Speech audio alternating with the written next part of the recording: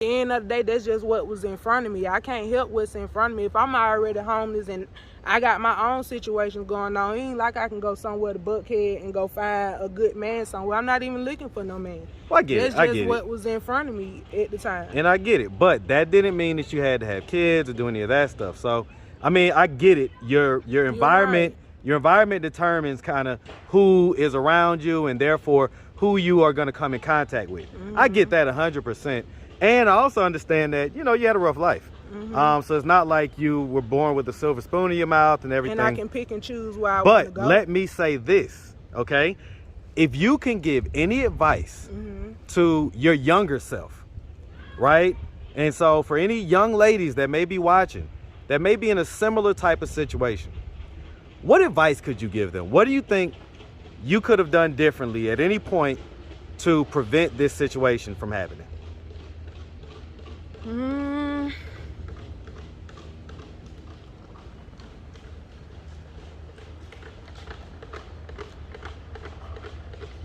I mean, maybe if I want. What's up, YouTube? Go ahead and smash that like button. Also, if you like the video, share. It helps to spread it in the algorithm. Now back to the content. 2019 was my hardest year with them.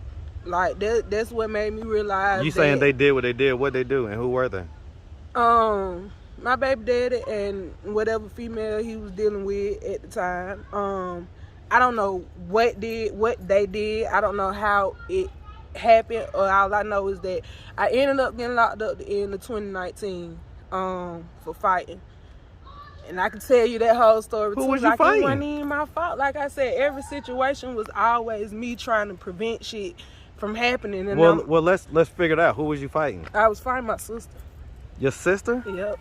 And what was y'all fighting about? So before we ended up at her house, the day before we came to her house, we was at the gas station, stranded basically. We was with, it's just one story after another. That's what I'm trying to tell you. Like, but we was at this man house that we ended up meeting at. I was at a hotel somewhere in Forest Park, and it was this lady next door to me all last day at the room or whatever. You know, she was just sitting outside talking to me, and she was just like, you know, as long as I'm breathing, you're not gonna have to sit outside. You can come over here till you figure out. It was like a lodging type situation. Right. And mostly everybody over there like knew each other. I didn't know them. I just had came there, but all them, like everybody in that hotel area was always hanging around each other or whatever. But so the lady, she told me she was gonna be back. She left, did whatever she did, and when she came back, the person she was in the car with, it was some man. At the time, it made me feel like it was her pimp or something, because of how they was interacting with each other. But she ended up asking him, can he take us to the store or whatever so we can go get some food. I had some little food stamps, so he was gonna take me to Quick Trip to go get some little snacks or whatever for me and my kids. So when we came back and we pulled back up, he was like, well, let me talk to her right quick, or whatever. So I was just like, okay. Me and my kids got out the car. We go in the lobby to go warm up the little snacks and stuff that I had just got from the store or whatever. And when we came back out, she got out the car first, and she was like, just talk to him. I done told him half of what you had going on, but my man that I stay with, you know, he don't really want nobody else there because we already got 2 other kids staying there, you know, just some other stuff. But I couldn't be mad because I don't know the lady, you know, it ain't up to her to take care of me and my kids. So after she said what she said, she talked to him some more for a minute, and she got out the car. So then he was like, yeah, she was telling me y'all need somewhere to go. He was like, how long you need? And I was like, well, you can really just, you know, let us stay there for the night. It was probably like 11, midnight probably. It was late as hell. But, and mind you, we had been sitting at that hotel like the whole day because our checkout time was earlier that day. But like I said, I didn't have nowhere to go. Exactly. Nobody to call, no none of that. So,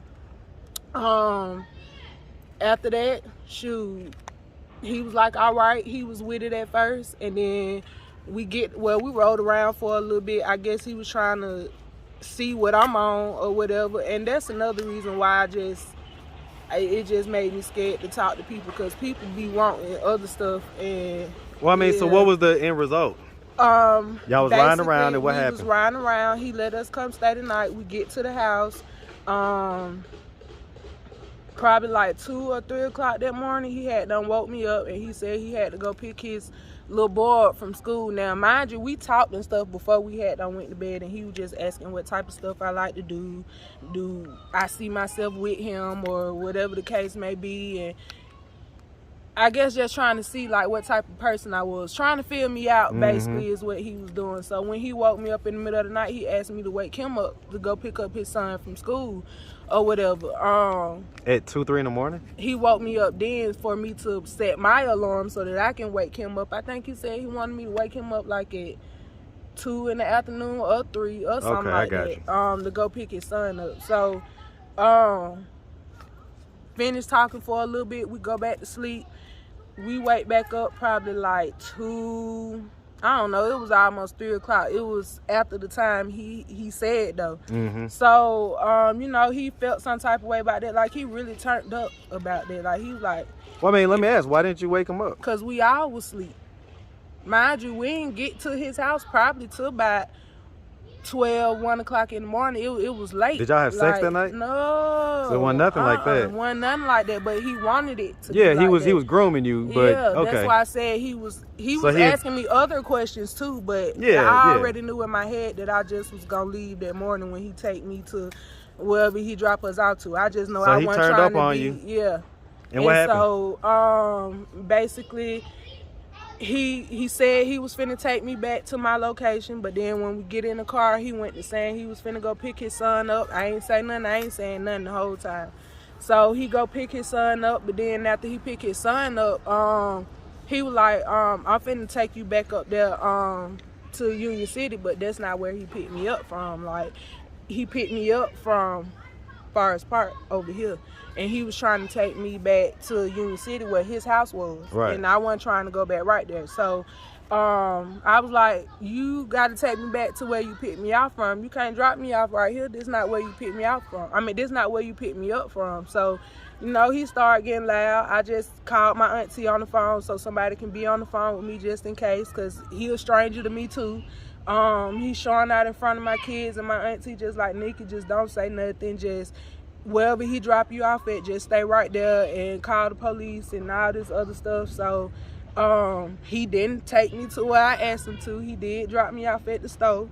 And that's when I ended up where he ended up calling the police. That's what's crazy. The man called the police because when he tried to drop me off at the store, I was like, this ain't where you picked me up from. I'm not getting out right here. So he was like, yes, you will get out right here. So he had in Atlanta they call them J's. He had a J with him, and that person rode around with him everywhere he go. He was like a do boy basically. So he told the man to get out and put my stuff out the car. The man got out and put my stuff out the car. I guess he ain't like what I was saying to him, because I ain't even gonna lie. After he tried to turn up on me, you in front of my kids and you trying to call me out my name. So we was really going back and forth then, and I went on ahead and got out the car. So he was like, I'm just finna sit right here, I'm finna call the police, whoop the whoop, whoop the whoop. So he ended up calling the police. The police came. When the police came, the lady, it was a lady too, she was like, she asking what's the problem, and he was basically, telling her, and she wouldn't get out my car. So he was recording us too the whole time we was riding in the car when he tried to turn up with his son.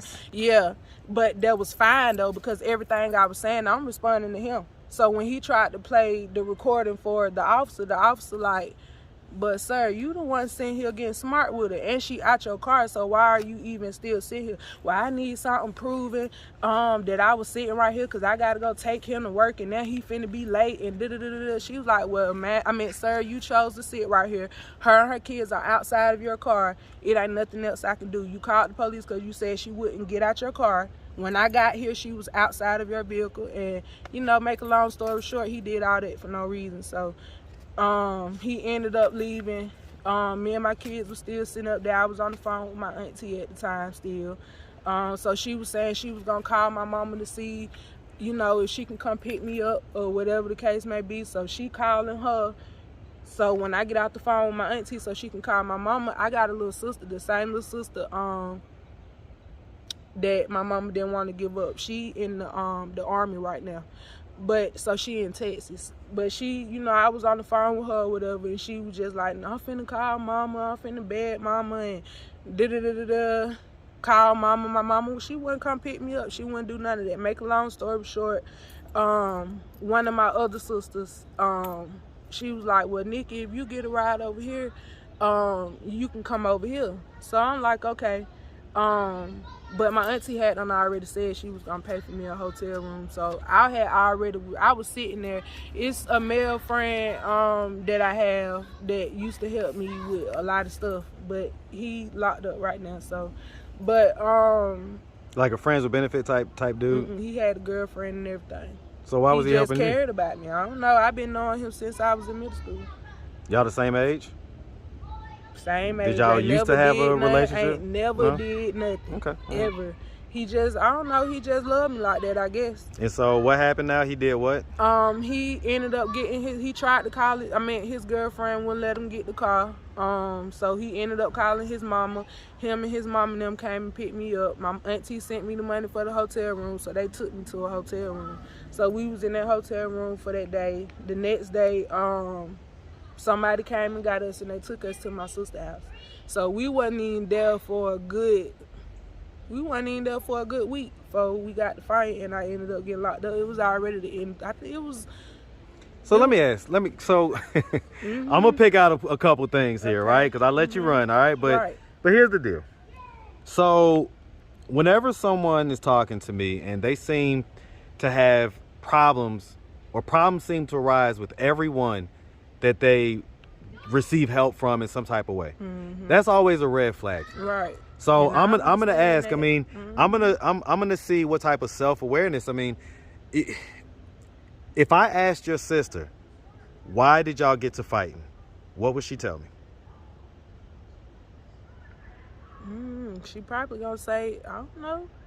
I don't even know, because we ain't never even talked about it after that, to be honest. Well, why'd y'all fight? And I'm asking you, so why'd y'all fight? Because first of all, when I went over there, the agreement was for her, when she called me, she called and said, first of all, the conversation started because my mama wouldn't come pick me up. So it was, well, you ain't got to worry about that. You can come over here with my nephews. I never do nothing like that. So I'm like, you know, we talking. This was after I done got to the hotel at this point. So we just talking, and I'm just telling her my plans or whatever. Like, you know, I just really need somewhere for at least a month until I can stack up enough money to at least get my car. And then, you know, that way we ain't got to be in nobody's face or whatever. I have a car, and if nothing else, we can sleep in the car. So, because at the time I had a cash vehicle, and that thing took me through so much. So I didn't have it at the time that I was going through the stuff that I was going through. So when I did get there, I put food in the house. I had food stamps every time I cook. My sister, she got a little girl or whatever. So every time I cook for all of us. When she go cook, she cooking for just herself and her daughter. But I don't say nothing. I wasn't saying none of that. And, you know, I figured maybe she was going through her own thing or whatever the case may be. But, shoot, I'm like, if that's the case, why would you call us over here just for us to have to sit here? Because now you don't want to watch my kids. That was one of the agreements. You said you was going to watch them so that I can go to work. You didn't want to do that. And when I said something about it is, oh, no, I got a doctor's appointment today, or I got to go do something for Nana today. That's her little girl name, or whatever the case may be. And it was never that. She was always sitting there on the sofa, on her phone, like literally not doing nothing. So in whatever I got going on, I'm always trying to figure out what I can do tomorrow, later on, whatever the case may be. I'm always trying to figure out what I can do to get me and my kids out the situation. So in the midst of that, I'm on the phone with, or at least trying to call my children's father to let them know that he just need to come get them. Like, because at this point, I see she not trying to help me. I'm not going to keep asking her because she already knew. When you were having this conversation, was it loud enough that she could hear it? No, because half of the time, he was picking up and hanging up. It was just a whole bunch of childish stuff going on. Okay. All right. I don't mean to laugh, but I mean, I get it. You know, Okay. I'm gonna tell you where my kids ended up at, cause this finna get right on into it. Where did they end up? So when all that happened, I'm sitting outside and I'm trying to call my kid's father when he just was doing what he was doing and wasn't trying to come get them. I ended up calling my male friend Bo, asking him can he come get them. The same dude that your guy friend from middle school? Mm-hmm. Okay. Ended up calling him to see can he come get them or whatever. And he was like, he was gonna, I guess he said, I don't even remember. I think he was busy. He had to go see what his mama was doing. I don't know. I don't remember. Whatever it was, I went and stood outside because at this point, you know, I'm just irritated. Like, I've been here for about 3-4 days. I ain't been able to go to work. No, none of that. And it just ain't no understanding with my sister. Like, we all grew up. Okay, so what happened? But yeah, so I go outside. When I go outside, my baby boy was outside with me, but my oldest boy was still on the inside of the house. So I'm sitting in front of her door, and it's a little step right here. So I sat on the step, and I'm sitting right there at the door. Okay. So my little boy come outside, and he like, Mama, I want something to eat, and I asked Auntie, but she said I gotta come ask you. So I was like, okay, well, tell her you can eat. Like that or whatever, because I didn't get what he was saying. Like, tell her you can eat. So he go back in the house, and he come back outside, and he was like, I think I don't know, she said something like, I gotta feed my own child, tell your mama to do it, or something like that. I don't even remember exactly what it was. So I was like, you know what, just stand outside with me. I said, don't worry about it, we finna get ready to go. So she opened the door, because I guess she heard me say, don't worry about it, we finna get ready to go. She opened the door, and she was like, and I ain't no, she said he told her he had to come outside and that he couldn't come in there and eat unless I was in there. So when she opened the door, she was like, and I ain't tell him nothing like that. I told him to go ask you, because he said he was hungry. So I told him to go ask you. And when she did that, the way her door opens like from the inside, like I get it. It swings inside. Yeah, it not swings. Outside. Go ahead. So when it closed, it hits you. So she did it the first time. I ain't say nothing. She knew I was sitting right there. So the second time, my little boy, he wanted to go in there. I don't know if he wanted to play with my niece or what, but whatever it was, he tried to go back in the house, and she wasn't trying to let him in the house. When he trying to open the door, she pushing it. Like, on the child though, like that's a whole baby right there. That triggered you. Exactly. Y'all got to fight. And she hit me first though, cause I still was gonna let it go. But when you swung the door back, you said I hit my niece. How I know who the fuck behind the door? How I supposed to know who behind the door if I'm on the outside? Like, that just don't even make sense. So if I did, I told her I apologize. I didn't mean to do it, because it ain't like I could see. But at the time, you know, she wasn't trying to hear that. She just hit me. So we started fighting. So she ended up calling the police. I didn't know I had a little petty warrant for some traffic violations or whatever. I wouldn't have sat there if I knew that.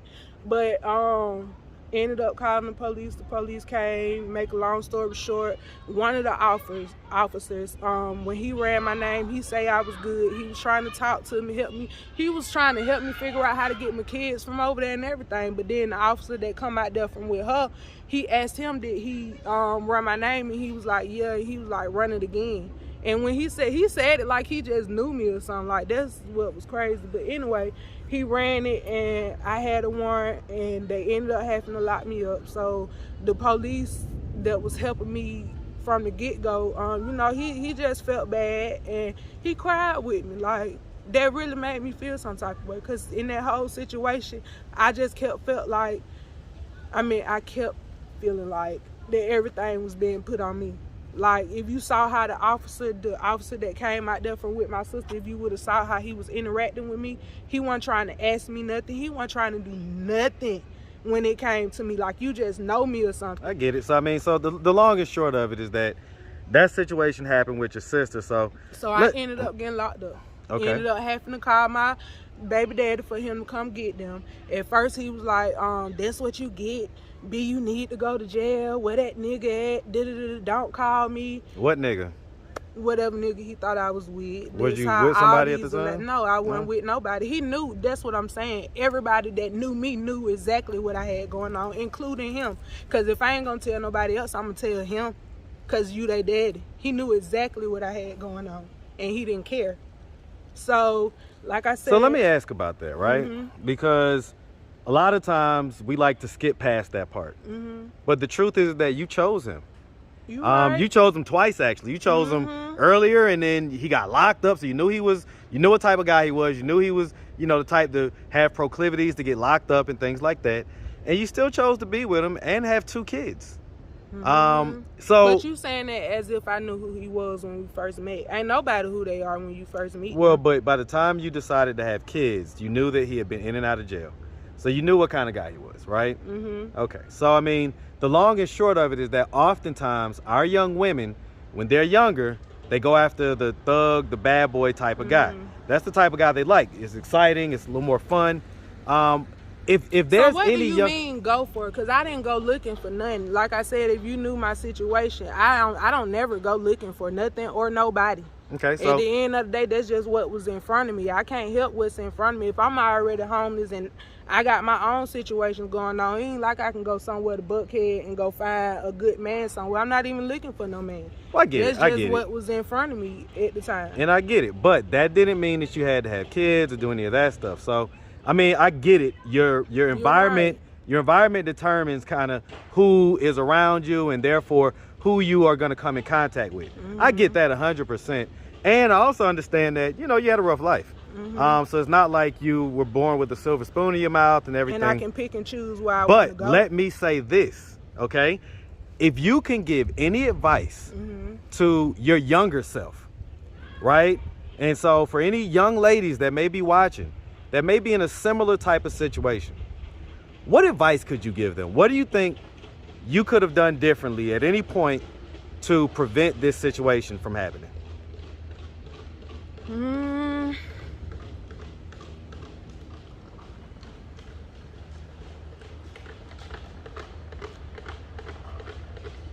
I mean, maybe if I want